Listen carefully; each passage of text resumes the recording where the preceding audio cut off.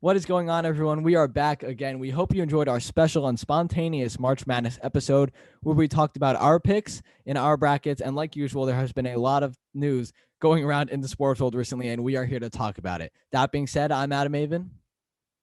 I'm Zach Roisman. And this is episode 21 of Make Your Point.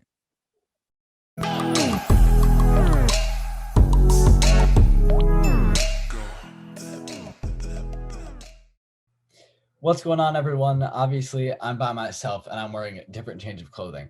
That's because I'm filming this on a very important day, especially in the NBA season. Today is March 25th, which is this year's trade deadline, where players are being moved, teams are changing or rebuilding, buying and selling, which can affect your team's playoff chances, off-season moves, and obviously the future of your favorite franchise. So obviously I had to come on and talk about it, but Zach couldn't be here today. And I couldn't do it by myself, so I caught up with one of our Make Your Point analysts, Jesse Staple, to discuss the moves made at the trade deadline. So take a look. All right, so Jess, trade deadline happened today. It was at 3 p.m. Eastern time. Today is March 25th. And a lot of exciting things happened today. So I'm just going to go down some of the best trades and we'll talk about what happened today. The Magic right away basically sold their three best players away. Aaron Gordon went to Denver along with Gary Clark. They got RJ Hampton, Gary Harris, and a couple first-round picks back. Just one first-round pick. Clippers and Hawks. Rajon Rondo went to back to LA, the other team in LA, the Clippers, and Atlanta got Lou Williams, 2 second-round picks. Nikola Vucevic, Al-Farouq Aminu went to Chicago for Otto Porter and Wendell Carter Jr. and 2 first-round picks that go back to the Magic. Gary Trent and Rodney Hood went to Toronto for Norman Powell, who's in Portland now with Dame Lillard and CJ. So they're going to be a lot of three-point shooting there. Evan Fournier, speaking of three-point shooting, just went to Boston, something that they really need. They got Jeff Teague, 2 second-round picks back. A couple other trades there. George Hill went to Philly. Austin Rivers went to OKC in a 3-team trade with the Knicks as well. JJ Redick and Nicola Melli went to the Mavericks. JaVale McGee went back to Denver. Nemanja Bjelica went to the Heat, which we'll get into in a little bit. Also, Victor Oladipo came to the Heat, which we'll get into a little bit after. But just because we want to dive into the Heat a little bit more, I hit my thing. But let's dive into the Heat a little bit more in a minute. But after all the teams I just read, and not just teams that were before the trade deadline today, but throughout the season, any exciting trades that have happened, what teams do you say are the biggest winners and losers of the trade deadline so far? Okay, so I'm going to start off by talking about Denver and getting Aaron Gordon. I think that getting another big guy who can stretch the floor and be versatile is going to be very important for them. Just getting with now they have Michael Porter Jr., Jamal Murray, and Jokic with that solid core. Now adding Aaron Gordon is just going to help their offense out. And I don't know about defense. They're still going to always lack on defense. Denver's not good at defense. They're not a defensive team. They're an offensive-heavy team, and they added another offensive-heavy player in Aaron Gordon. And I like that. And then the other most impactful one I'd say is probably Rondo to the Clippers. I don't love that they gave away Lou Williams, who's who's their third best scorer outside of their big two. But their biggest hole really was in that point guard position and on defense in general at point guard. So now adding a really great defender at point guard and a guy who's going to be able to make plays for Kawhi and Paul George is going to really help them out in making a run. Yeah, they were lacking that that person that can kind of push the floor. And obviously when you look at Kawhi and PG, those are players that can do that, but they're sitting out some nights or they're injured some nights. And, when you have 2 main forces on a team like that, that's great because they can carry a lot of the load, but you still need someone that can kind of game manage when they're sitting out or when they're on the floor to kind of create some space. So obviously, like I said before, the Magic kind of gave away their whole team. Their 3 best players. Markelle Fultz is dealing with an ACL injury, so he's not playing right now for them. Jonathan Isaac is rehabbing from an ACL injury as well, who got injured in the bubble last year, so he's rehabbing. So the Magic have no one. They've already lost like 14 straight or something, or I think they're 14 games under 500 right now. So they're completely out of playoff contention. And with all these trades happening, I don't see them making the playoffs at all or making a push for the playoffs. So that means they're basically completely out of playoff contention, right? But a team that is currently kind of back up in playoff contention is the Miami Heat. and obviously our hometown team. I'm wearing the Heat jersey right now, and the reason I'm wearing a Heat jersey right now, specifically number 14, Tyler Hero, is because Tyler Hero was in a lot of trade discussion today, and the Heat were actually very unwilling to give him up. So let me give you a quick rundown, and obviously but for everyone listening, let me give a quick rundown of what went on today.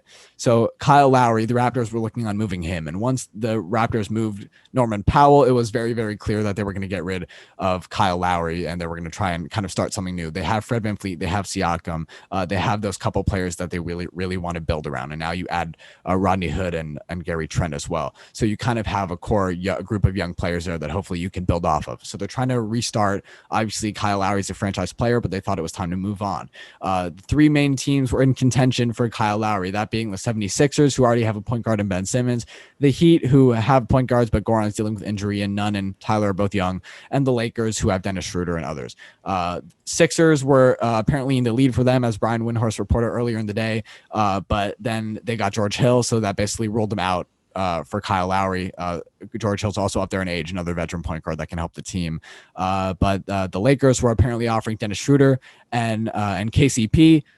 They thought that wasn't enough for Kyle Lowry. They wanted Taylor Horton-Tucker, and the Lakers were not willing to give him up. The Heat were apparently trying to give up Duncan Robinson and Precious Achiuwa, our rookie, and the Raptors wanted Tyler Hero, and the Heat were unwilling to give him up, which I completely agree with. We'll get into that in a second. And ultimately, when 3 o'clock came around, no trades were made for Kyle Lowry. Around 3:10ish, a trade for Victor Oladipo came through to the Miami Heat. So obviously in that trade, we gave up Avery Bradley, Kelly Olynyk, and a first round swap pick in 2022. And also in the trade with Nemanja Bjelica, we gave Sacramento Mo Harkless and Chris Silva, two players who basically ride the bench all the time. And obviously Avery Bradley's dealing with injury. The only player I really worry about there is Kelly Olynyk, but Bjelica is basically a replacement for him. So let's talk about the Heat for a little bit.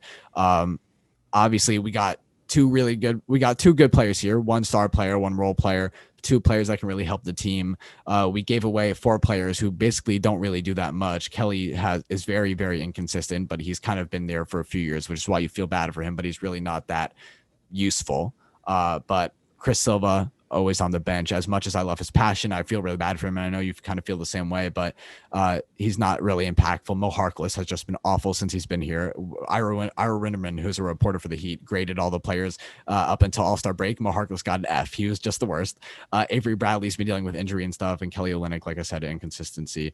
So we got Oladipo and Bjelica, and now they're talking about bringing in LaMarcus Aldridge, who was just bought out by the Spurs today after 3 o'clock, after the trade deadline. They bought him out for $7 million, I believe, and the Heat are apparently the front runners to get him. So now you're looking at a starting lineup of possibly Oladipo, Duncan, Jimmy, Aldridge, and Bam, and then with a bench of Goran, Tyler, Kendrick Nunn, Trevor Ariza, Iggy, who else? Bjelica as well. And so the Heat are really building up a roster here. Jess, tell me your thoughts on what Pat Riley was able to do today. It was amazing. It was amazing what he was able to get done. I think that getting Bjelica is just. We'll learn how to say his name. It's like Doncic, Jokic. Like, we'll learn how to say his name. It's okay. He's just gonna be our Kelly Olynyk replacement. Kelly Olynyk's just a guy that's just out there to shoot threes and be a big body, you know? Now we got another guy to shoot threes and be a big body. But getting Oladipo is really huge for us. Just another guy who can really facilitate the ball, and great defender too, which makes us an even better defending team. You give up Avery Bradley, you got another good defender in Victor Oladipo, which makes sense. You see that there. So the Heat are figuring out some replacements there. Yeah, now with Jimmy, Oladipo, and Bam, you might have to say that might be the best defending three in the league. That's very good. Very, very good. Yeah. I'm very excited to see what happens, and I was kind of worried they were going to give up Kendrick Nunn, but they had John Wall in Houston, obviously after 3 o'clock as well. John Wall was another buyout that happened, so he's not with Houston anymore. Houston's completely falling apart. The Magic fell apart today, but the Heat are kind of building up, and Hopefully they bring in LaMarcus Aldridge. Andre Drummond also got bought out, or I think they're working a buyout with Cleveland. So I think he's on the move. Looks like the Lakers will be the front runner for him there. Obviously, they lost Dwight and JaVale last year over free agency, and LeBron and AD are out. And they have Marc Gasol, but Marc Gasol's getting up there in age. So you bring in a guy like Andre Drummond, who's still young and has a lot of juice left in him, that can bring a lot of height for their depth there. But I really like what the Heat are doing, and I'm very excited. We gave away nothing. We gave away literally nothing for two pretty good players, and hopefully we get to bring in a third former All-Star in there as well.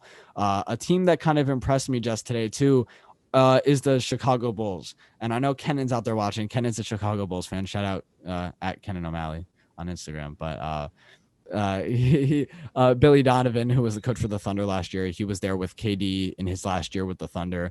He went through, Russell Westbrook and Paul George and Russell Westbrook alone. And then last year with no Russell Westbrook, but you bring in Shai and Danilo Gallinari and Chris Paul and turn them into a playoff team. He's obviously a very talented coach. He won multiple championships at UF as well. I'm not biased because I'm a Gator fan. He's just honestly amazing. And without him at UF, that's why we haven't won since. But besides the point, he's a great coach, and he's made some moves here in Chicago that are going to help them be a better team. And obviously they aren't where the Heat are in the Eastern Conference. The Heat are at 4 and are only going to get better from here with the additions that they've made during the season before the trade deadline. But I mean, you can really see Chicago's trying to make a difference. They already have Kobe White. They got Zach LaVine, and they just added Vucevic and Daniel Tice as well from the Celtics. So just tell me your thoughts on the Bulls and some of the upsides and downsides of the trades that they made today, because I know you have some different thoughts about what they did.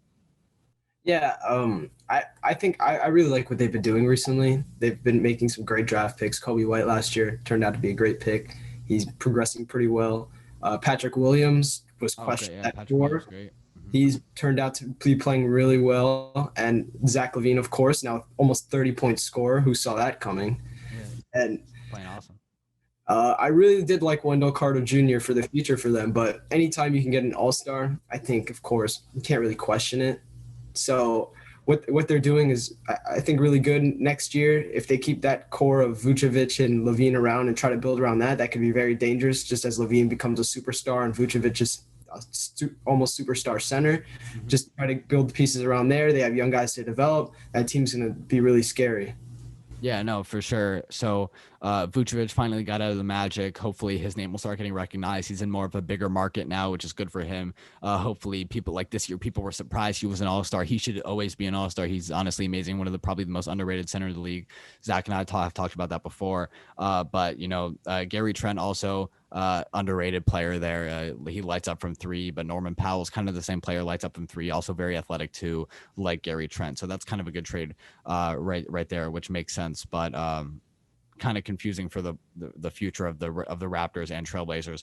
Obviously, but recap before we end here. Kyle Lowry wasn't traded. He's staying with Toronto. He's staying the rest of the year after a lot of consideration from both sides that were involved with the trades. They decided not to do anything.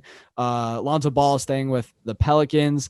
Andre Drummond, LaMarcus Aldridge, John Wall also all got bought out from their teams. And obviously some other players like Victor Oladipo, Aaron Gordon, and Rajon and Lou Williams were all moved from their respective franchises and are moving on to hopefully better situations for them all. So Jess, thank you for doing this and for coming on talking about the trade deadline. We'll have you on again, talk about some more things that are going on in the sports world, but back to our regularly scheduled program here.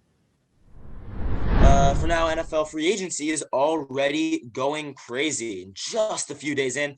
And so some teams are already going on spending sprees, pick up everything. So Adam, give me your 3 biggest takeaways that you've seen from what's been happening in just the last few days of free agency.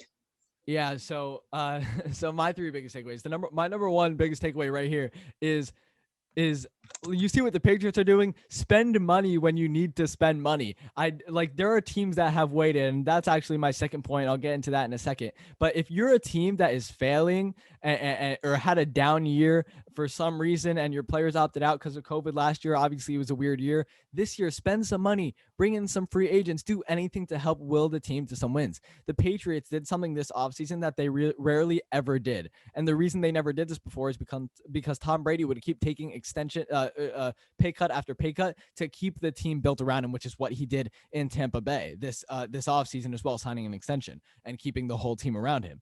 But Right. they signed Matthew Judon, a linebacker on defense. They took a Dolphins defensive lineman, Gavin, whatever his name is. God show. Yeah, 2 years. Gotcha. 2 years, 16 million. Jalen Mills from the Eagles. They brought in Kendrick Bourne from the 49ers, a good receiver, speedy receiver. They also brought in Nelson Aguilar, another speedy receiver, to help Cam Newton out. And they brought in Hunter Henry and Jonnu Smith, two top 10 tight ends in my opinion, to put on the ends of the O-line and have them.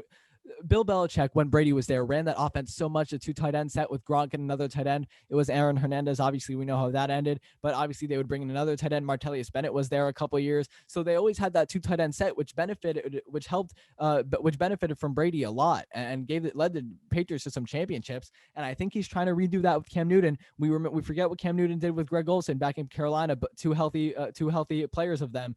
They made it to some championships. So I'm excited to see what they do. Spend money when you need it. That's my number 1 takeaway. Number 2 is, if you're gonna wait, wait. If you're waiting, let's figure out what you're waiting for. Wait when you need to wait. The Dolphins, for example, made a mistake here. They waited a little bit too long. Wait how long. You have to plan out what you're going to do. And I think the Dolphins genuinely ran into some trouble. Last season, they signed Kyle Van Noy into a 4-year, $51 million deal. He gets cut 1 year into the deal. We lost, what's his name? The defensive lineman? Yeah, we lost him. Yeah, we lost him.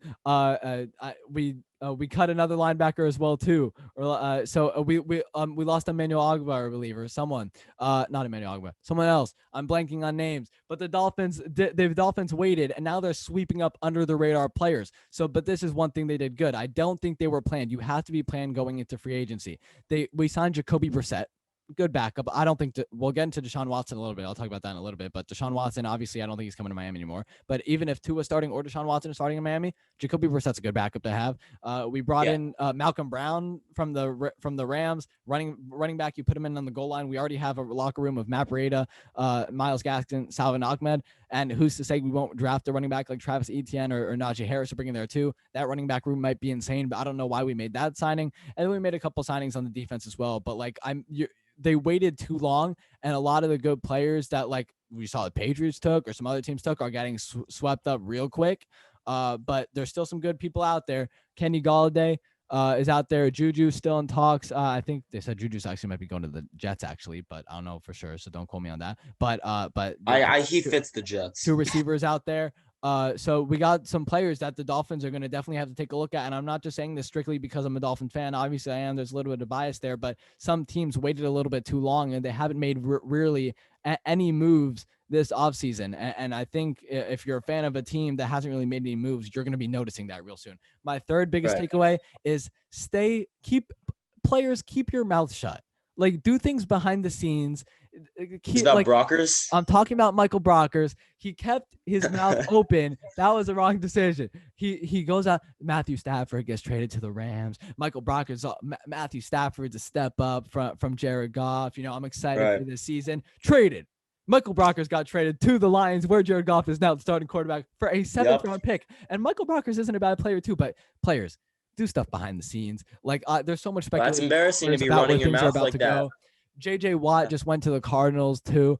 Everything was done behind the scenes. Every single reporter that assumed JJ Watt's going to go here. He's in talks with this team. The Cardinals were not on any list, and he went to the Cardinals. It was big news. If he would have kept his mouth shut, this would not have been as big of a deal as it is. And by the way, you shouldn't be trash talking. Obviously, you shouldn't have been trash talking your former quarterback as well, especially someone that just left. Zach, if you have a couple takeaways, I'll stop talking now, but I want to hear your thoughts. I mean, I don't have anything really, really insightful. I will say that you got a couple of teams that it's really all about protecting what they have. And I'd say that that's going to be the Buccaneers, obviously. Even prior to free agency, they were already securing Chris Godwin, Levante David. And since then, they've got Tom Brady back, Gronk back. Bruce Arians said at the championship parade, "You're not going anywhere." Yeah. Exactly. You're staying here too. Exactly. And Shaq Barrett, I think, is really big for them. Yeah. The Bears, they failed. They Andy Dalton's great, Exactly. but he's not going to help That's what I'm Chicago. saying. They waited too long trying to get Russell Wilson. Now Exactly. you get swept up at the end with Andy Dalton. If you're a team, you got to know how long you're trying to wait for. That was my second Right. takeaway. But yeah.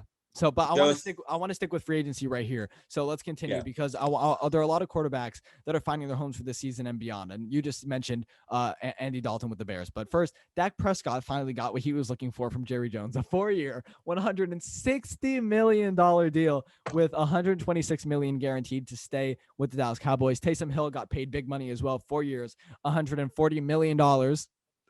Don't even ask me how, but all years are voidable. I don't know all the ins and outs of the voidable contract. It's another tool that teams are using to, cut money or whatever, but I don't know. Some other notable quarterback signings are Jameis Winston in New Orleans as well. He stayed there. Andy Dalton to Chicago, like you said. Tyrod Taylor to Houston. Deshaun Watson ain't going to be playing. Cam Newton in New England re-signed. Tom Brady in Tampa Bay re-signed. And it hurts me to say, Zach. It hurts me to say Ryan Fitzmagic. He went to Washington. He went to the football team. Zach, give me your most crucial and important signing, and then give me maybe your weirdest and confusing move as well. I wouldn't say that I found any of these weird or confusing per se, but some were definitely more expected than others. I did not expect Fitzpatrick to Washington, and maybe I just wasn't paying close enough attention. But you know what? As much as it hurts to see him go, it's fair. Happy for him. We did not. He's the best. We took him for granted. We sat him when I don't think it was the best time to do so. Now he's gone, and I do think that he will be successful in Washington. They're not amazing, but if you take a look at where the Dolphins were when he came to us and what the Dolphins were able to do when they were already on that upward trajectory, I think he can help a lot. Obviously, Washington had a improved season this past season from before. Still not obviously great. Sure. I will say Jameis Winston in New Orleans, we're looking at a potential I don't want to say standoff, but a potential competition between him and Taysom Hill. 100%. And I don't think that I don't know if you know my thoughts on Jameis Winston. I am not a fan of Jameis Winston. And so I don't think it's about which of them are going to be a better quarterback for the team, because Taysom Hill is definitely better in my book. It's more about how useful where is Taysom Hill going to be the most useful? That is it a waste? Is he better enough than Jameis Winston that you want to put him at quarterback, or do you want to put him somewhere else and rotate him in where he's going to be more useful? Use him as that true utility player that he is. Yeah. Andy Dalton, Chicago, I don't think he's going to make a big difference, honestly. It just Chicago's a mediocre team. They're going to stay a mediocre team. Tyrod Taylor in Houston, I don't see any improvements there. Cam Newton, New England, same thing. Tom Brady in Tampa Bay, same thing. And so I'm going to say that really the only big move for quarterbacks is Ryan Fitzpatrick to Washington. And I do think that will be very impactful for that team and for that division. I think you got Heineke there as the backup too. Right. That's really good. And especially when you got it's a similar situation to, okay, maybe not. There's definitely not the same, but similar, that you got the young guy and the older guy when he was here with the Dolphins. And so if he ends up not successful, you got a quality backup who did prove himself. But I think that he puts now Washington as the favorite for that conference, which is fairly weak. 100%. I gotta say my most important signing is 110% Dak Prescott. Obviously, Andy Dalton left because he's not going to be a starting quarterback there. And Dak is clearly the future. He got what he wanted. He got a 4-year deal. He didn't want that 5th year. He got the 4-year deal. He got $160 million, 120 guaranteed. He's always been overpaid. I've been saying it. Yes, 100%. I completely agree. But it still doesn't change the fact that he should be the quarterback for that team. And Jerry Jones took way too long. There's a difference in waiting for free agency to wait and sign people, or wait for players, or have your plan and figure out what you're going to do, then wait literally 3 years and continue to franchise tag this kid. Can you imagine if they would have franchised him again? I don't know how many times you can franchise tag a player. I think it's either 2 or 3, or that same player, but they franchised tag him twice.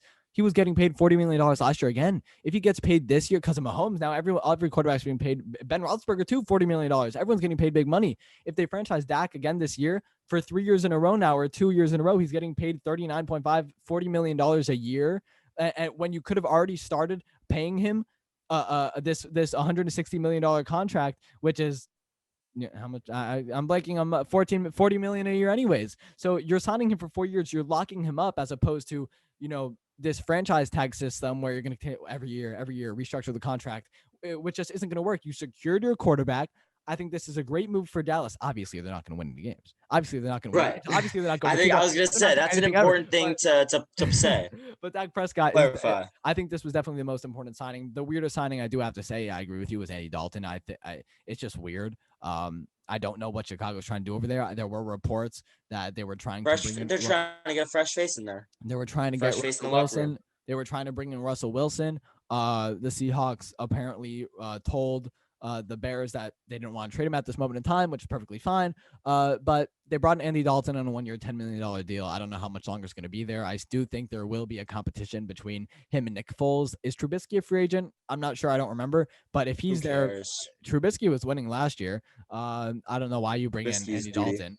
Hey, if you're Aaron Rodgers, you got to be happy right now. You're playing in a division now with Andy Dalton, Jared Goff, and Kirk Cousins, and the Packers. Yeah, well, the defenses for the Packers defense has got to be cheering right now. No, yeah, 100%. Anyways, you know what this means, guys. Time is running out, and the game is on the line here on Make Your Point, which means it's time for overtime. Okay.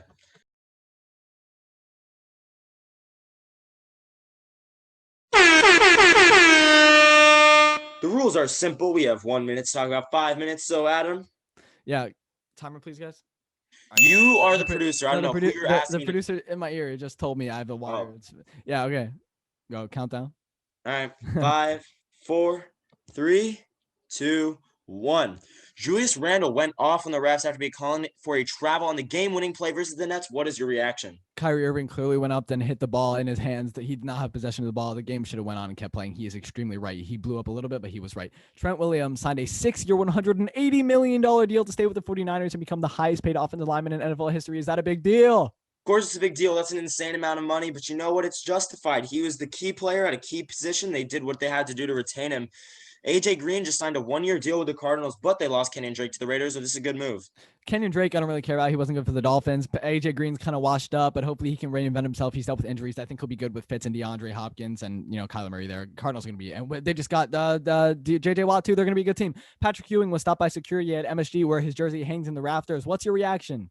Maybe the security just aren't basketball fans. That's fair. But you know what? If they are, that is shameful because he is very recognizable. Carson Wentz is wearing number 2 in Indianapolis. What do we think? Boo! No one cares about Carson Wentz. You suck. I mean, Nick sucked too.